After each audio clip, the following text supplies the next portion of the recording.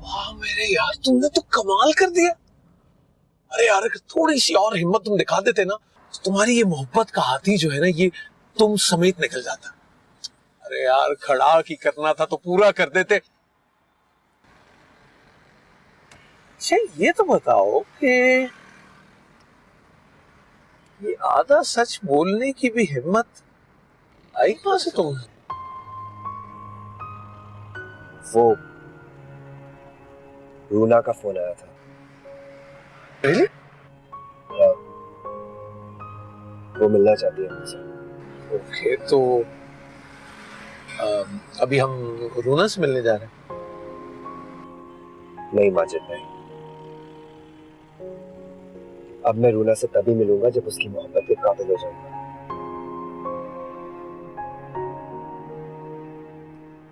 ये हुई ना मर्दों वाली बात। तो फिर हम कहां जा रहे हैं?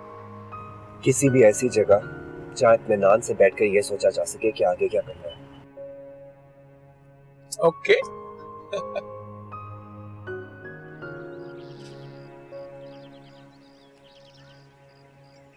अस्सलाम वालेकुम। हाय अहमद। वालेकुम अस्सलाम। कहाँ हो? अरे यार तुम तो जानते हो, बस यूं समझो कि भागदौड़ में लगा हूँ। ज़ैना और सारा की शादी के सारे इंतजामात की जिम्मेदारी तो मुझ पर है ना। बताओ तुमने कैसे फोन किया? बस यही कि हम भी चीजें फाइनल कर रहे थे।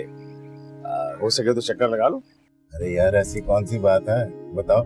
यार बस यही है कि बारात जो है कितने लोगों की होगी, ताकि मैं उसी हिसाब से इंतजाम कर सकूं। अरे यार घर की बात है, तुम बेफिक्र रहो। मैंने तो सिर्फ करीबी रिश्तेदारों को ही मदबूर किया है। अंदाजन ज्यादा से ज्यादा 50 लोग होंगे। अच्छा। और शादी की बाकी सब तकरीबात हमारे घर होंगी, जब सारा बेटी हमारे पास होगी। देख लेना यार। अरे यार कह जो रहा हूँ, और कुछ नहीं, बस यही पूछना था। और फुर्सत मिले तो आ जाइएगा। यार वादा नहीं करता, वक्त निकला तो जरूर आऊंगा। चलो हाँ हाँ ठीक है, खुदा हाफिज। चले ठीक है, अल्लाह हाफिज।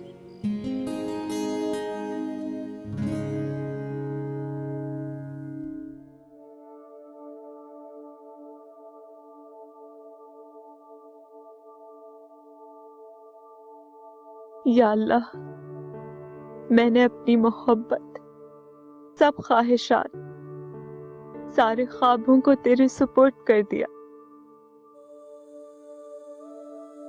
मैंने अपनी माँ की इज्जत पे अपनी मोहब्बत को कुर्बान कर दिया।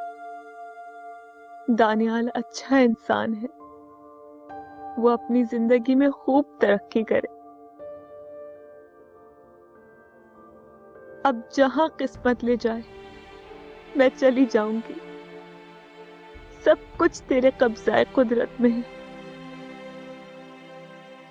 मेरे अल्लाह, ये दिल जो तेरा घर है, गमों में घिरा हुआ है, इसे सुकून दे दे। आमीन।